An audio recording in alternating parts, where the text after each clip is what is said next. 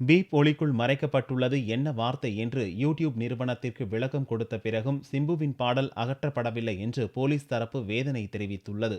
சிம்பு குரலில் வெளியான பீப் பாடலை அகற்றுமாறு யூடியூப் நிறுவனத்திற்கு தமிழக போலீசார் கோரிக்கை விடுத்தனர். இது குறித்து விசாரணை அதிகாரி ஒருவர் கூறுகையில், யூடியூப் தரப்பில் பீப் ஒலி போடப்பட்டுள்ள இடத்தில் வருவது என்ன வார்த்தை என்று விளக்கம் கேட்கப்பட்டதாகவும், தமிழ் சமூக சூழ்நிலையில் அந்த வார்த்தை மிகவும் மோசமானது என்று போலீசார் கூறியதாகவும் தெரிவித்தார். ஆனால் யூடியூப் இதுவரை அப்பாடலை நீக்கவில்லை.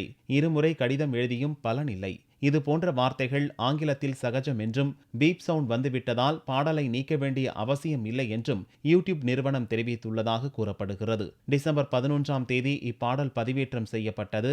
எந்த ஐபி அட்ரஸில் இருந்து பதிவேற்றம் செய்யப்பட்டது என்று விளக்கம் கேட்டதற்கும் பதில் கிடைக்கவில்லை. வெளிநாட்டில் பதிவேற்றமாகி இருந்தால் வழக்கு மேலும் சிக்கலாகும் என்று தமிழக போலீசார் தெரிவித்துள்ளனர்.